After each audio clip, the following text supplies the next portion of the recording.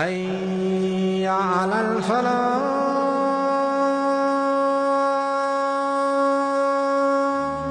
இறுதியாக அஸ்ஸபாத்து அலல் இஅ்திஸாம், இந்த சமூகத்திற்கு இன்றைய தேவை, இந்த சமூகத்துடைய ஒவ்வொரு மனிதனும் ஒவ்வொரு முஸ்லிமும் புரிந்து கொள்ள வேண்டிய மிக முக்கியமான தேவை அல் இஅ்திஸாம், இந்த சமூகத்துடைய ஒற்றுமை, முஸ்லிம்களுடைய ஒற்றுமை. கண்ணியத்துக்குரியவர்களே, ஏதோ வாய்ச்சவடார்களுக்காக இந்த சமூகத்தை இதை ஒரு அலங்கரிப்பதற்காக நான் சொல்லவில்லை. நம்முடைய உள்ளம் இதை ஏற்றுக்கொள்ள வேண்டும். வஅதஸிமு பிஹப்லில்லாஹி ஜமீஆ வலா தஃபர்ரகு வذ்குரு நிஅமத்தல்லாஹி அலைக்கும் இذ குன்தும் அஅதாஅன் فألف بين قلوبكم فأصبحتم بنعمته إخوانا وكنتم على شفا حفرة من النار فأنقذكم منها. அல்லாஹ் ரப்புல் ஆலமீன் அவருடைய புத்தகம் அல் குர்ஆனிலே சொல்கிறார். ஒவ்வொரு இயக்க தலைவரும் ஓதுகிறார், ஒவ்வொரு பள்ளிகளை அல்லாஹ்வுடைய மார்க்கத்தை பற்றி பேசக்கூடிய ஒவ்வொரு இமாமும் ஓதுகிறார், ஒவ்வொரு முஸ்லிமும் குர்ஆனிலே இந்த வசனம் இருக்கிறது என்பதை அறிந்து கொண்டிருக்கிறார். வஅதஸிமு பிஹப்லில்லாஹி ஜமீஆ, அல்லாஹ்வுடைய கயிற்றை பலமாக முஸ்லிம்களை பற்றி பிடித்துக் கொள்ளுங்கள். வலா தஃபர்ரகு, நீங்கள் பிரிந்து விடாதீர்கள். வذ்குரு நிஅமத்தல்லாஹி அலைக்கும், அல்லாஹ் உங்களுக்கு செய்த அருளை நினைத்து பாருங்கள்.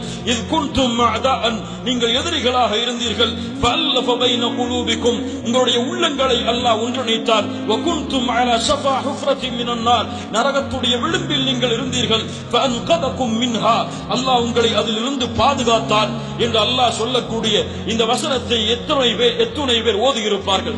எத்துணை தலைவர்களிடமிருந்து இதை நாம் கேட்டிருப்போம்? எத்துணை பள்ளி இமாம்கள் இதை ஓதியிருப்பார்கள்? ஐனல் அமல், இந்த வசனத்துடைய அமல் எங்கே? இந்த வசனம் எங்கே நிறைவேற்றப்பட்டது? இந்த சமூகம் இந்த வசனத்தை, இந்த சமூகம் தொடங்கியதிலிருந்து இன்று வரை ஓதுகிறது.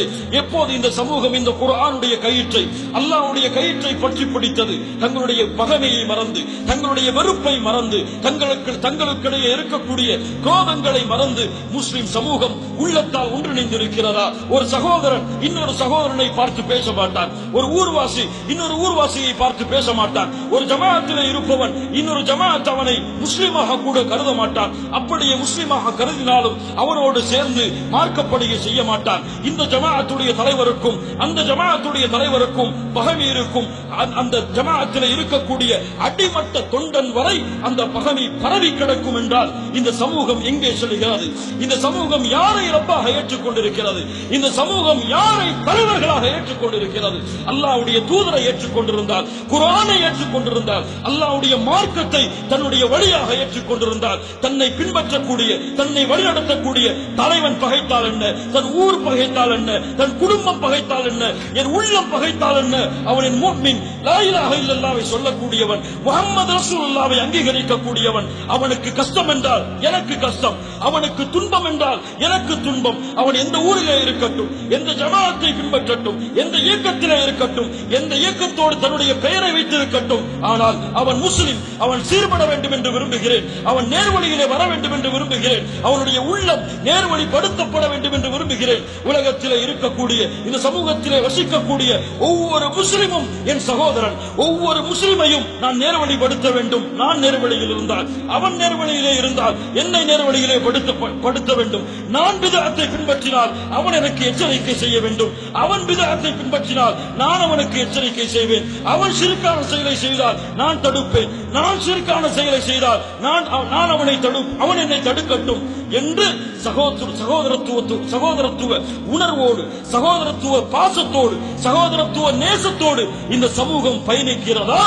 அல்லது வெறுப்போடு, பகைமையோடு, குரோதத்தோடு, பகைமை வெறுப்போடு இந்த சமூகத்துடைய தலைவர்களும் இந்த சமூகத்துடைய அழைப்பாளர்களும் இல்ல மாஷா அல்லாஹ், அல்லாஹ் பாதுகாத்தவர்களை தவிர தங்களுடைய மார்க்கத்துடைய பணிகளை, தங்களுடைய சமூகத்துடைய பணிகளை செய்து கொண்டிருக்கிறார்களா? அல்லாஹ்வுடைய தூதரை பின்பற்றுகிறோம், அல்லாஹ்வுடைய தூதருடைய சுன்னத்தை செயல்படுத்துகிறோம் என்று சொல்லுகிறீர்களே, உங்களுடைய தக்பீரில் மட்டும்தான் அல்லாஹ்வுடைய தூதருடைய சுன்னத்தா? உங்களுடைய விரல்களை அசைக்கக்கூடிய பழக்கத்தில் மட்டும்தான் அல்லாஹ்வுடைய தூதருடைய சுன்னத்தா? உங்களுடைய தாடியில் மட்டும்தான் அல்லாஹ்வுடைய தூதருடைய சுன்னத்தா? உங்களுடைய பேச்சு பேச்சிலே அல்லாஹ்வுடைய தூதருடைய சுன்னத்து வேண்டாமா? உங்களுடைய சகோதரனை நீங்கள் நேர்வழிப்படுத்துவதற்கு அல்லாஹ்வுடைய தூதருடைய சுன்னத்து வேண்டாமா? நீங்கள் பேஸ்புக்கில் எழுதக்கூடிய வார்த்தைகள், நீங்கள் மேடைகளிலே பேசக்கூடிய வார்த்தைகள், முஸ்லிம் சமூகம் சிந்திக்கட்டும். இந்த வார்த்தைகளை தன்னுடைய சமூகத்திலே வாழ்ந்த ஒரு முஸ்லிமை பற்றி மேடையிலே இன்று பேசக்கூடிய வார்த்தைகளில் ஒரு வார்த்தையாவது இந்த முஸ்லிம் சமூகத்திலே தலைமை தாங்கி நடத்தி சென்ற முஹம்மது ரசூலுல்லாஹ் பேசியிருப்பார்களா? அந்த அவர்களை பின்பற்றிய சஹாபாக்கள் பேசியிருப்பார்களா? ஒருவனை வழிகேடன் என்று, ஒருவனை மதம் மாறியவன் என்று, ஒருவனை முஷ்ரிக் என்று, ஒருவரை காபிர் என்று, அவன் இந்த பழக்கத்தில் இருந்தவன், அவன் அந்த பழக்கத்தில் இருந்தவன், அவன் அந்த பெண்ணோடு தொடர்பு கொண்டவன், இவன் இந்த பெண்ணோடு தொடர்பு கொண்டவன், அவன் இவ்வளவு சொத்துக்களை சூறையாடியவன், இப்படி சமூகத்திற்கு துரோகம் செய்தவன் என்று முஸ்லிம்களே இந்த உலக சமூகத்திற்கு எதிரிகளாக மாற்றி இருப்பார்களா? இதில் எங்கே சென்றது சுன்னா? இதில் எங்கே சென்றது சுன்னா? தீமைகளை யாரும் தடுக்க வேண்டாம், எல்லாம் நன்மையின் பாதைகளை பயணியுங்கள் என்று சொல்லவில்லை. தீமைகளை தடுங்கள். ஒரு சகோதரன் நேர்வழிகள் இல்லை என்றால் அவனை சீர்படுத்துங்கள். ஒரு சகோதரனுடைய செயல் உங்களுக்கு பிடிக்கவில்லை என்றால் அவனை சீர்படுத்துவதற்கு உங்களால் ஆன முயற்சியை செய்யுங்கள். ஒழுக்கம் வேண்டாமா? பண்பு வேண்டாமா? குணம் வேண்டாமா? அல்லாஹ்வுடைய தூதருடைய வழிமுறை வேண்டாமா? அபூபக்கருடைய குணம் உங்களுடைய வாழ்வில் உண்டா? உமருடைய குணம் உங்களுடைய வாழ்வில் உண்டா? உஸ்மானுடைய குணம் உங்களுடைய வாழ்வில் உண்டா? இந்த சமூகம் ஓர் அடியில் நின்று முஸ்லிம் சகோதரத்துவத்தை வெளிப்படுத்த வேண்டும் என்ற ஆசை கொண்டிருக்கக்கூடிய முஸ்லிம்கள் எத்துணை பேர். இஸ்லாமிய மார்க்கத்துடைய ஒற்றுமையை விடுங்கள். நீங்கள் வைத்திருக்கக்கூடிய அரசியல் கட்சிகள் அதில் கூட முஸ்லிம்களால் ஓரணியில் பயணிக்க முடியாத பொழுது, உங்களுடைய பகைமையும் வெறுப்பும் ஒரு முஸ்லிம் சமூகத்துடைய சமூக முன்னேற்றத்தில் கூட ஒற்றுமையாக பயணிக்க முடியாத பொழுது, குர்ஆன் சுன்னாவை எப்படி நீங்கள் ஒன்றிணைவீர்கள்?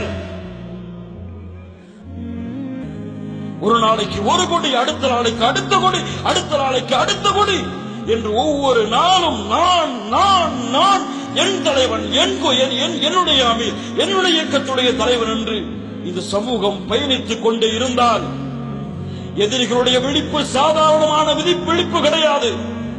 இந்த சமூகத்தை அழிக்க துடிப்பவர்களுடைய விழிப்பு சாதாரண விழிப்பு கிடையாது. நீங்கள் தூங்கி எழுவதற்கு முன்னால் உங்களுடைய பலவீனமாகிய இந்த சகோதரத்துவத்தின்மை என்ற ஒரே காரணத்தை கொண்டு உங்களை தரைமட்டமாக்கலாம்.